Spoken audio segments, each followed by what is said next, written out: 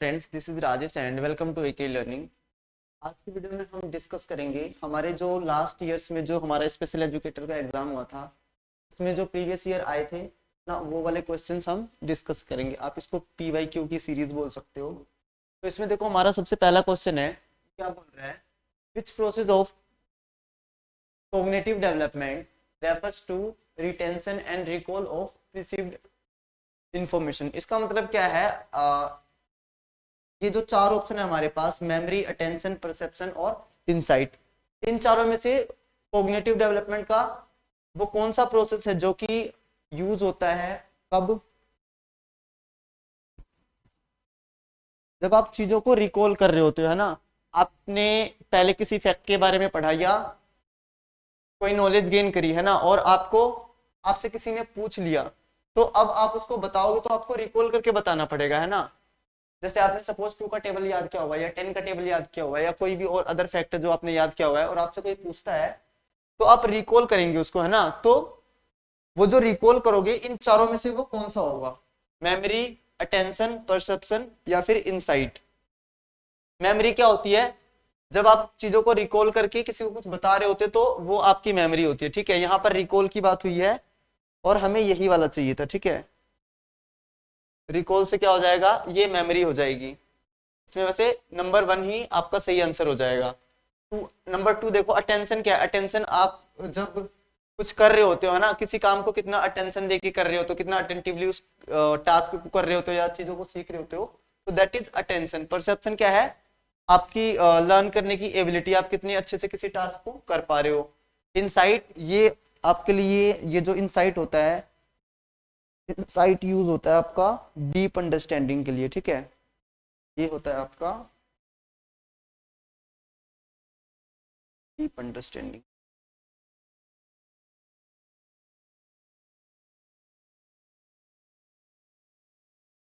ठीक है, होपफुली इतनी बात आपको समझ आ रही होगी।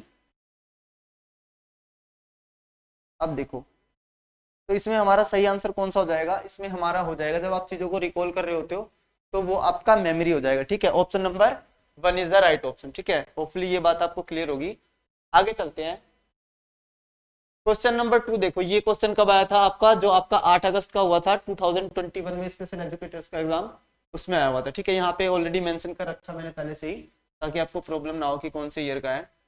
नेक्स्ट देखो, question number 2, which stage of psycho social development is between 3 to 6 years of age that is characterized by the crisis of initiative versus guilt।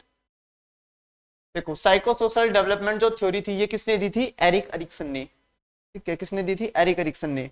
और ये पूछ रहा है कि वो कौन सी स्टेज है जो कि 3 to 6 ईयर्स के बीच में लाई कर रही है, ठीक है। जो 3 to 6 ईयर्स के बीच में क्या कर रही है,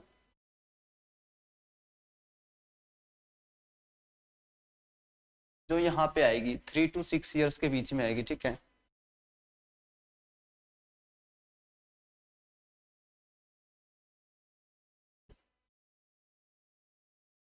तो देखो, एक बार देखते हैं साइको सोशल जो डेवलपमेंट है उसको थोड़ा सा हल्का सा देख लेते हैं ना।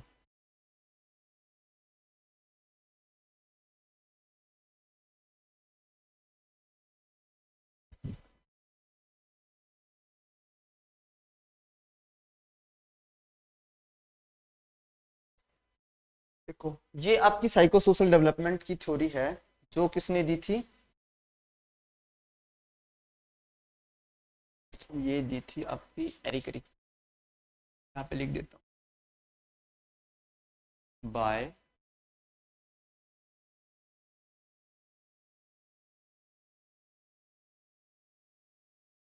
एरिक एरिक्सन, ठीक है। तो ये दिया था अपना, एरिक एरिक्सन ने दिया था, ठीक है। इसमें इन्होंने अपनी 5 स्टेजेस दी थी। Number 1, trust versus mistrust. इसकी जो एज ग्रुप होता है, जो इसका, वो बर्थ टू 18 मंथ चलेगा। नेक्स्ट स्टेज दी थी इन्होंने, autonomy versus same and doubt. इसका जो एज ग्रुप है वो 18 to 3 ईयर्स, ठीक है। तीसरी स्टेज इन्होंने दी थी, initiative versus guilt, 3 to 6 years. यही वाली क्वेश्चन में हमसे पूछा गया है, ठीक है। 4 है इंडस्ट्री वर्सेस इंफीरियोरिटी, ये 7 to 12 ईयर्स चलेगी आपकी। और जो नंबर 5 है वो आपका आइडेंटिटी वर्सेस रोल कंफ्यूजन, ये स्टेज आपकी चलेगी 12 to 18, ठीक है, एडल्टहुड तक चलेगी ये। तो क्वेश्चन में हमसे क्या पूछा गया था, क्वेश्चन में हमसे पूछा गया था ये इनिशिएटिव वर्सेस गिल्ट पूछ रहा था, है ना, मतलब ये 3 to 6 ईयर्स उसने पूछा था, है ना। 3 to 6 ईयर्स किस में आएगा आपका, इनिशिएटिव वर्सेस गिल्ट में। तो देखो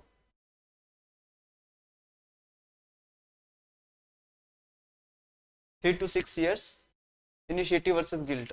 अच्छा है, तो स्टेज के हिसाब से ये कौन सा आएगा आपका, स्टेज के हिसाब से ये आपकी थर्ड स्टेज आ जाएगी, है ना।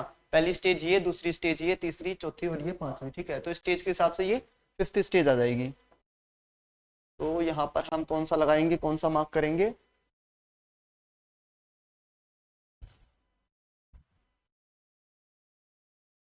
यहाँ पर हम मार्क करेंगे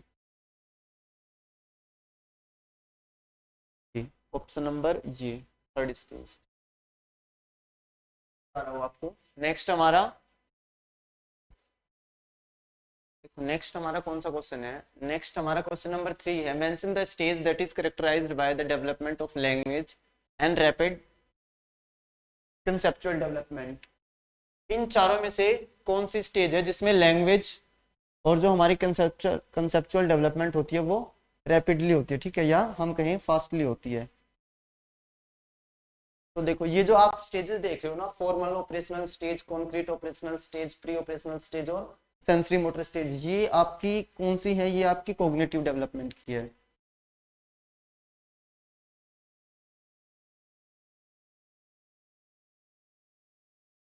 ये आपकी कॉग्निटिव डेवलपमेंट की स्टेजेस हैं। और ये किसने दी थी, ये आपकी दी थी जीन पियाजे।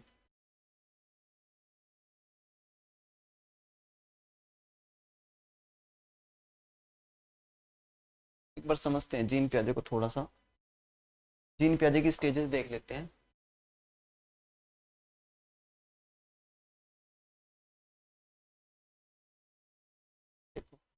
जो हमारे एक जीन पियाजे हैं, उन्होंने जो कोग्निटिव डेवलपमेंट की थ्योरी दी थी उसमें उन्होंने 4 स्टेजेस दी थी अपनी। Number 1 sensory motor stage, number 2 pre operational stage, concrete operational stage और फॉर्मर ऑपरेशनल स्टेज। यहाँ पे इनके एज ग्रुप भी हैं, आप इसको भी चाहे तो नोट कर सकते हो। ये बर्थ टू 2 ईयर्स चलेगा, प्री ऑपरेशनल आपकी 2 to 6 ईयर्स,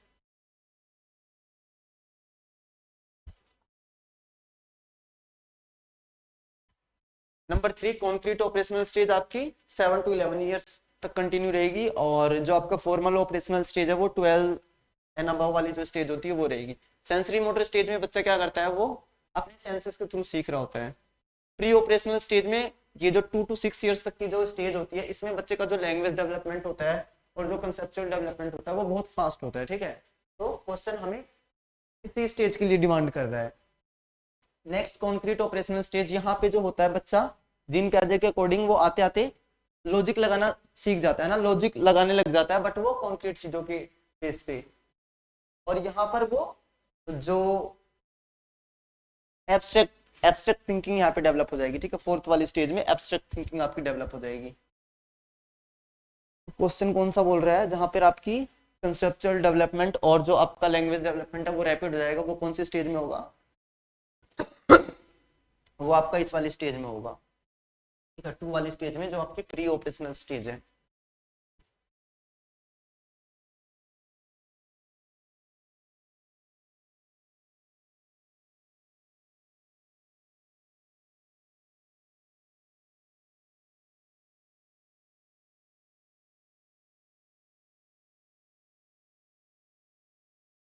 तो इसमें हम कौन सा लगाएंगे, ये प्री ऑपरेशनल। नेक्स्ट चलो आगे देखो, क्वेश्चन नंबर 4 समझो। Name the stage of Sigmund Freud's psychosexual development in which Oedipus complex is developed. Psychosexual development ये थ्योरी दी थी सिगमंड फ्रॉइड ने। इन्होंने भी अपनी कुछ 5 स्टेजेस दी थी मेनली, वैसे टोटल 8 थी इनकी स्टेजेस, बट 5 हमारे काम की है ना। और genital stage, oral stage, anal stage और फेलिक स्टेज। तो हमें ये पूछ रहा है कि ये जो ओडिपस और इलेक्ट्रा कॉम्प्लेक्स होता है, इसको इलेक्ट्रा कॉम्प्लेक्स बोलते हैं, है ना, तो वो कौन सी स्टेज में आता है, ओडिपस और इलेक्ट्रा कॉम्प्लेक्स होता है वो कौन सी स्टेज में आएगा। तो वो आएगा आपका, अभी दिखाता हूँ, वो इसमें आएगा आपका फेलिक स्टेज में आएगा, ठीक है, फेलिक स्टेज में आएगा।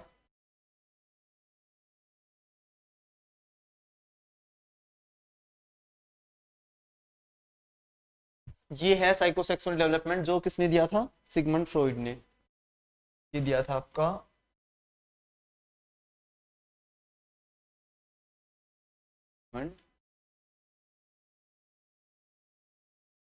फ्रॉइड जी। पहली ओरल स्टेज जिसमें बच्चा माउथ से रिलेटेड एक्टिविटीज करता है, यहाँ पे लिबिडो टर्म यूज होता है, जो एनर्जी होती है वो यहाँ पे यूज होती है ओरल स्टेज, मतलब ओरल चीजों में एनर्जी यूज होती है, ठीक है, यूटिलाइज करता है बच्चा। नेक्स्ट है एनल स्टेज, 18 टू 3 इयर्स चलेगी। फेलिक स्टेज ये वो स्टेज है जहाँ पे बच्चे का क्या होता है, इलेक्ट्रा ओडिपस और इलेक्ट्रा कॉम्प्लेक्स जनरेट होता है। ओडिपस और इलेक्ट्रा कॉम्प्लेक्स क्या होता है उसको भी देखते हैं।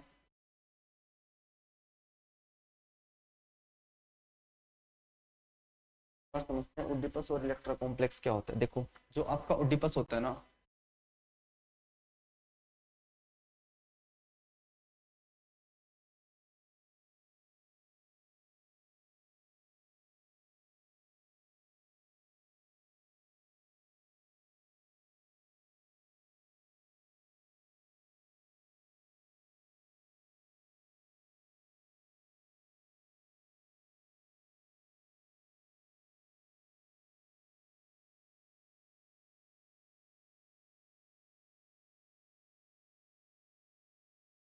ओडिपस और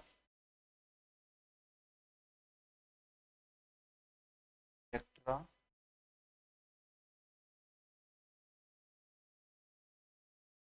ये क्या होता है, ये बहुत छोटी सी चीज होती है। ओडिपस में क्या होता है, जो मेल होते हैं ना, जो बॉय होता है वो फीमेल की तरफ अट्रैक्ट होता है, ठीक है, और जो यहाँ इलेक्ट्रा कॉम्प्लेक्स में जो फीमेल होती है ये मेल की तरफ अट्रैक्ट होती है, ठीक है।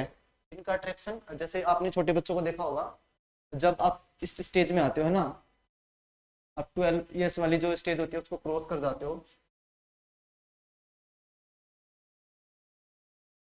सॉरी 3 to 6 ईयर्स वाली एज वही है ना, जब आप इस स्टेज में होता है तो क्या होता है, जो बॉयज होते हैं वो मम्मी की तरफ है ना थोड़ा सा ज्यादा अट्रैक्शन दिखाते हैं, और जो फीमेल होती हैं वो पापा की तरफ, है ना, पापा की लाडली या पापा की परी, आपने ऐसे देखा होगा, तो वो उनकी तरफ ज्यादा अट्रैक्शन दिखाती हैं, ठीक है। तो वो क्या होता है, वो आपका ओडिपस और इलेक्ट्रा कॉम्प्लेक्स होता है, ठीक है। और ये कौन से स्टेज में आएगा, ये आएगा आपका पैलिक स्टेज में, जो आपकी 3 to 6 ईयर्स वाली एज है, ठीक है। फिर लास्ट में आपका लेटेंसी स्टेज आता है, यहाँ पे क्या होता है, जो बच्चे का जो लिबिडो होता है, जो उसके जो सेक्सुअल अर्ज होते हैं या जो उसकी एनर्जी होती है वो स्कूलिंग एक्टिविटीज में ऐड हो जाती है, ठीक है। फिर जेनाइटल स्टेज, ये 13+ वाली एज होती है, यहाँ पर जो मेल और फीमेल जो होती है, मतलब जो अपोजिट सेक्स होता है ना, जो लड़का होगा वो लड़की की तरफ और जो लड़की होगी वो लड़के की तरफ, है ना, उनका स्ट्रॉन्ग अट्रैक्शन बनता है। तो यहाँ पर बात हो रही थी किसकी, पैलिक स्टेज में, ठीक है। ओडिपस और इलेक्ट्रा कॉम्प्लेक्स कब आएगा हमारा, ये आएगा आपका पैलिक स्टेज में, ठीक है। होपफुली इतनी बात क्लियर होगी। आगे चलते हैं, क्वेश्चन नंबर 5 देखो। SUPW स्टैंड्स फॉर, जो SUPW है इसकी फुल फॉर्म आपने बतानी है, और ये SUPW की जो फुल फॉर्म होती है आपकी होती है socially useful and productive work, ये नंबर 1 वाली ही होती है, socially useful and productive work. इसका जो एम होता है ना, एम,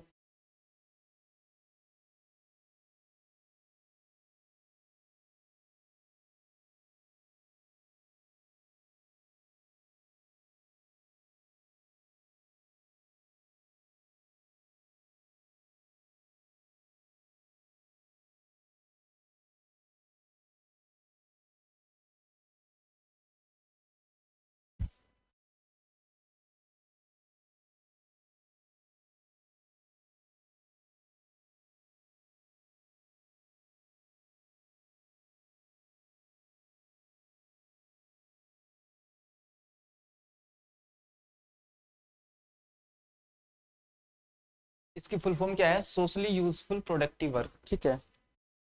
थोड़ा सा और जूम इन कर देते हैं ताकि आप लोग अच्छे से,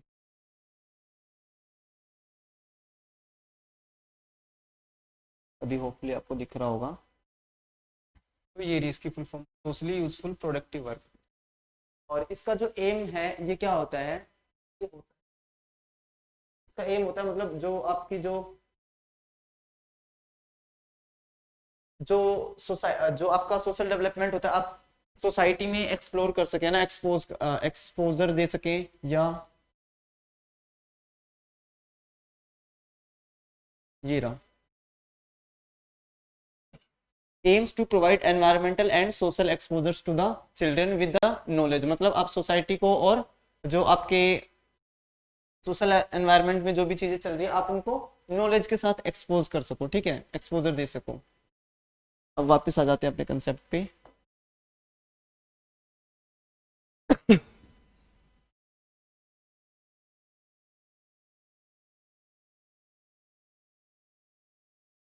तो इसमें हमारा ये नंबर 1 वाला आंसर सही जाएगा, ठीक है।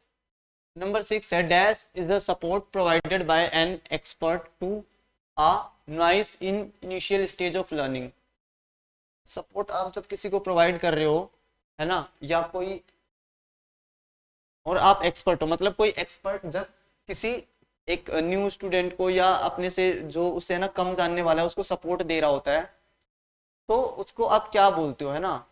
मतलब कि जैसे आप बचपन में जैसे साइकिल चलाना सीख रहे होते हो, तो आपके जो पापा होता है ना, पीछे पापा होते हैं जो, वो साइकिल को पीछे से पकड़ के ना सपोर्ट रखते हैं ताकि आप गिरो ना, और जब तक आप अच्छी तरीके से सीख नहीं जाते तब तक है ना वो उसको थोड़ा सा पकड़े रहते हैं, जब तक आप बैलेंस नहीं बनाना सीख लेते अपना, ताकि आपको चोट ना लगे, ठीक है। तो वो आपके पापा क्या करेंगे, स्कैप फोल्डिंग की तरह काम करेंगे, ठीक है। जो हेल्पर होता है उसको क्या बोलते हैं, स्कैप फोल्डर बोलते हैं, ठीक है। ये जो थ्योरी थी वो किसकी थ्योरी थी, ये थ्योरी थी आपकी वाइगोत्स्की की सोशियो कल्चरल अप्रोच वाली। इसको हमने करा था एक बार, और बता देता हूँ।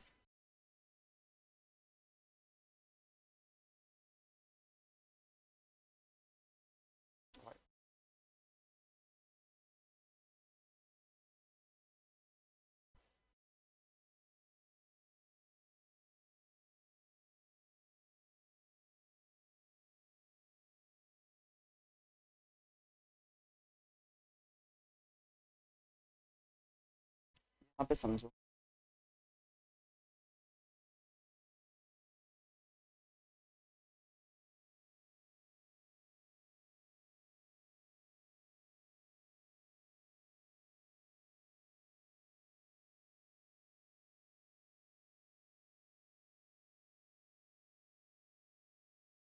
और ये किसने दी थी, ये दी थी आपकी वाइगोत्स्की ने।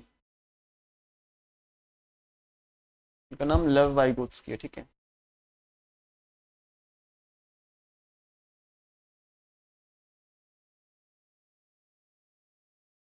लेव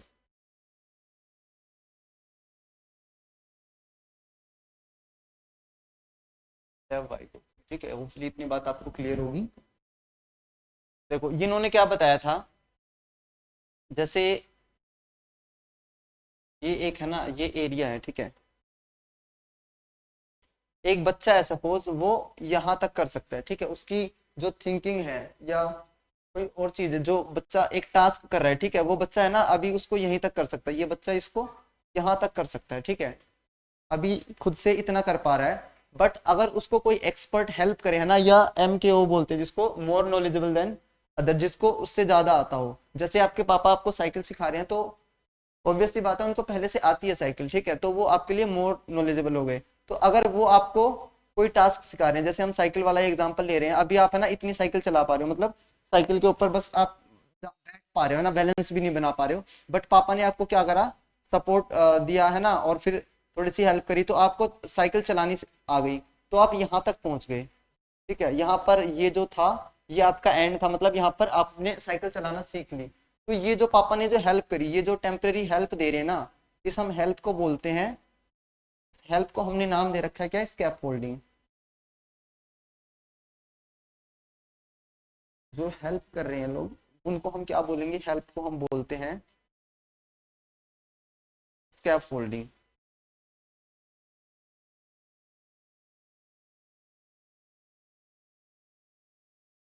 ठीक है। हेल्प को हम बोल देंगे स्कैप फोल्डिंग। और ये जो यहाँ तक का एरिया है ना, इसको हम क्या बोलते हैं, जो यहाँ से ये पूरा एरिया है ना, ये इसको हम क्या बोलेंगे, इसको हम बोलते हैं ZPT, zone of proximal development. ठीक है, होपफुली इतनी बात समझ आ रही होगी।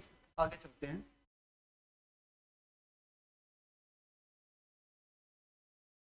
ये तो इसको हम बोलेंगे स्कैफोल्डिंग। ठीक है,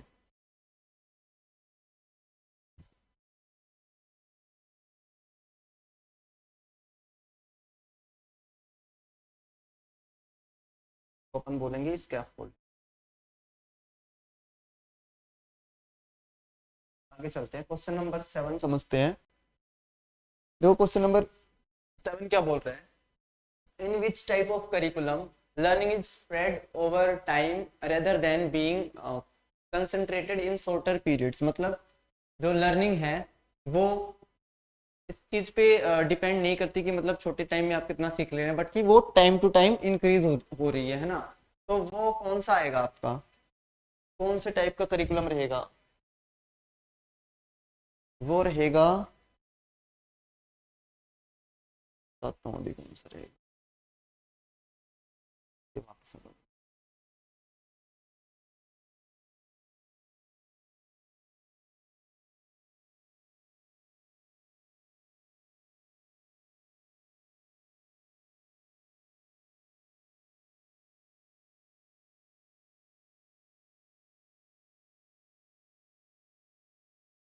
कौन सा रहेगा, वो रहेगा आपका स्पाइरल करिकुलम। कौन सा रहेगा आपका स्पाइरल करिकुलम। ठीक है, स्पाइरल करिकुलम क्यों होगा, क्योंकि जब आप टाइम के साथ चीजों को सीखते जाते हो ना, टाइम के साथ उसका जो एरिया है, उसका जो डोमेन है ना, उसका जो क्राइटेरिया है वो बढ़ रहा है, तो वो आपका स्पाइरल करिकुलम में आएगा। ठीक है, कोऑर्डिनेशन करिकुलम यूज होता है आपका यूनिटी के लिए। ठीक है, it is used for unity, जब आपको यूनिटी में कोई काम करना होता है, मतलब मिलके, ये आपका यूनिटी पर्पस के लिए यूज होता है। कोरिलेशन जब आप चीजों को रिलेट करके समझते हो। ठीक है, रिलेशन की बात जहां पे आती है। ठीक है,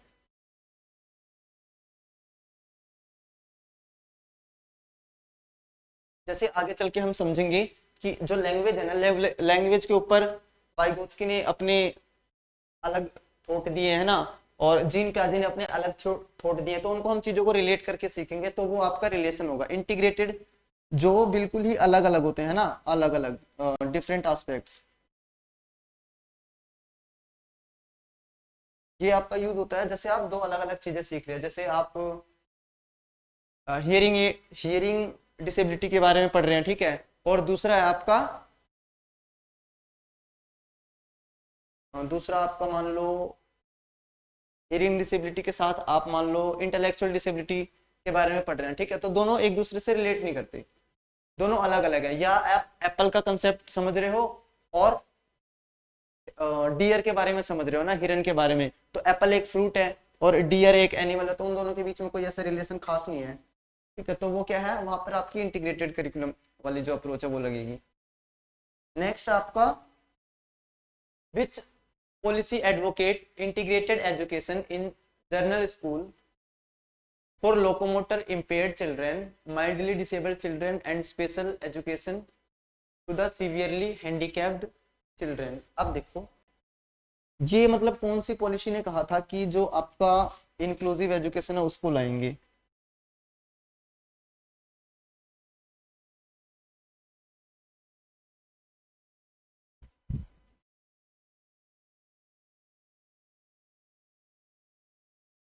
ऑप्शंस क्लियर हैं।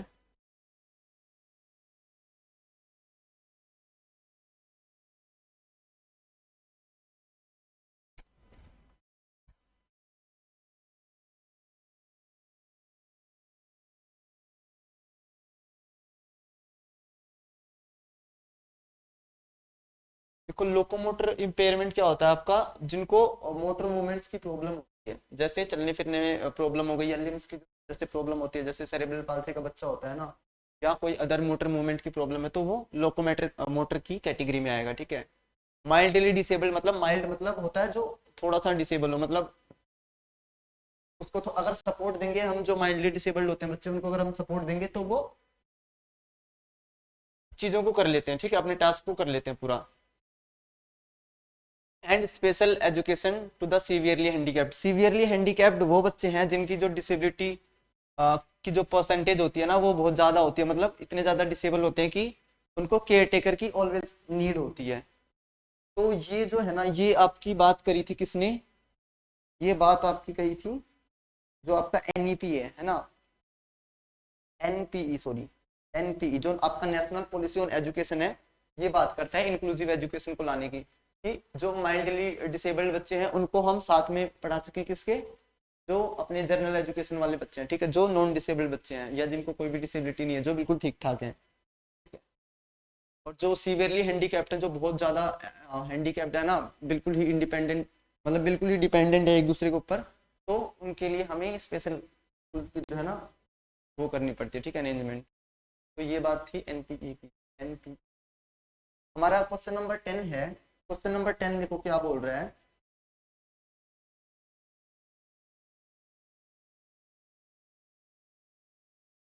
सॉरी क्वेश्चन नंबर 9, ये क्या बोल रहा है कि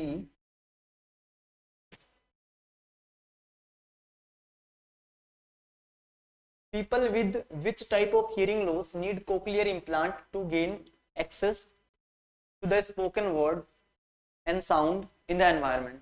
मतलब कि इनमें से किस टाइप के जो लोग हैं जिनको कोक्लियर इम्प्लांट की जरूरत होती है, ताकि वो जो लोग बोल रहे हैं ना एनवायरनमेंट में, उनके जो लोग हैं वो जो बोल रहे हैं उनको सुन सकें।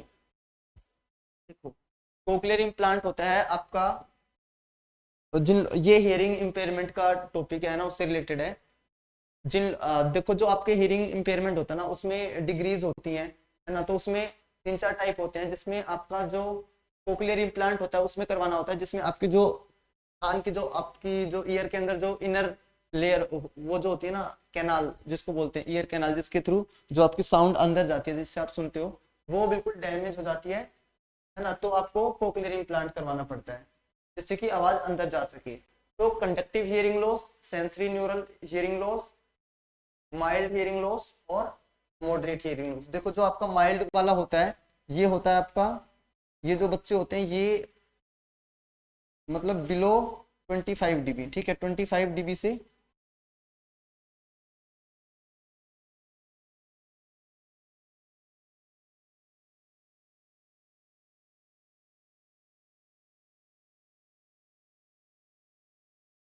ना, ये 25 dB से कम की जो साउंड होती है उसको सुनते हैं। जो हियरिंग कैपेसिटी होती है उनकी ये होती है। जो मॉडरेट होंगे वो आपका 41 टू 55 dB के बीच में उनको सुनाई देता है ना, dB।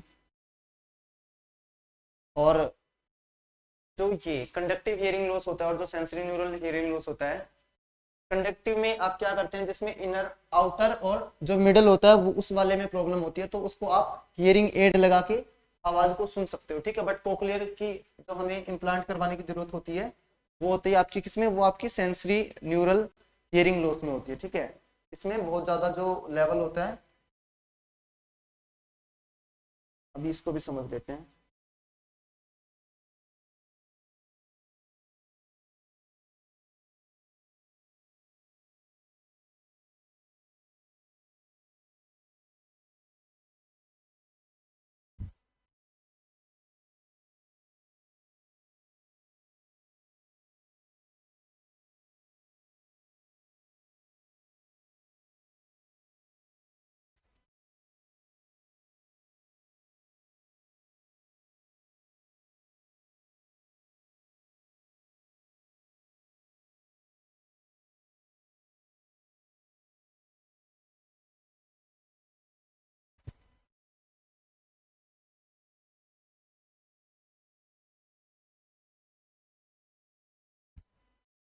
जैसे देखो ये वाली इमेज है, इसमें देखो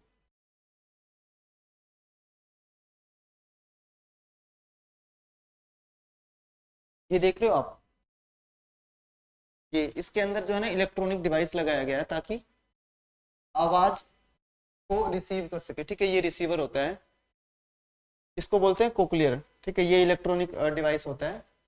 जो आपका सेंसरी न्यूरल हियरिंग लॉस होता है उसमें ये तो ठीक हो भी सकते हैं, नहीं भी हो सकते, बट ये जो है ना, ये अंदर की जो ये जो लाइनिंग होती है, मतलब ये जो कैनाल होती है ना जिससे आवाज बाहर की अंदर आती है, ये खराब होती है ना, यहाँ पर प्रॉब्लम होती है जिससे आवाज अंदर नहीं जा पाती, और ये वाला पार्ट भी खराब होता है ना। तो उसके लिए हमें ये मशीन लगाने की जरूरत होती है, जिसकी वजह से क्या होता है, जो सेंसरी न्यूरल हियरिंग वाला केस है उसको सुनाई देती है आवाज। ठीक है,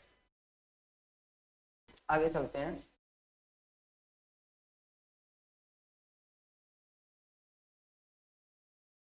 तो इसमें हमारा जो आंसर बना था वो कौन सा बना था, वो था हमारा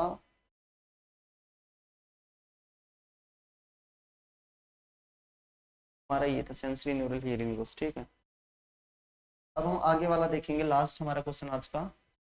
क्वेश्चन नंबर हमारा 10 है, which sensory system provides the leading contribution about the sense of balance and spatial orientation for the purpose of coordinating movement with balance, मतलब कोऑर्डिनेट कर सके, है ना, ताकि आपकी जो मूवमेंट है वो बैलेंस रहे। यहाँ पे पूछ रहा है विच सेंसरी सिस्टम, अच्छा यहाँ पे सेंसरी सिस्टम पूछ रहा है ना, तो सेंसरी सिस्टम में देखो, देखो ये जो होता है ना आपका मेलस, और ये इनकस, और ये जो आपका कोक्लिया होता है, ये तीनों ही क्या होती हैं, ये होती हैं आपकी, ये तीनों ही आपकी बोन्स होती हैं। ठीक है, ये हड्डियां होती हैं कान के अंदर, बट ये जो वेस्टिबुलर होता है, ये होता क्या होता है आपका, ये होता है आपका सेंसरी सिस्टम।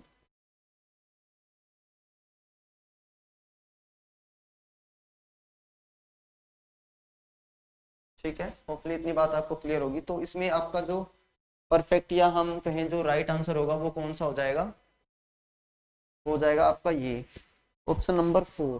ठीक है, इसमें जो आपका ऑप्शन नंबर 4 है, ये वाला आपका क्या रहेगा, राइट आंसर रहेगा। ठीक है,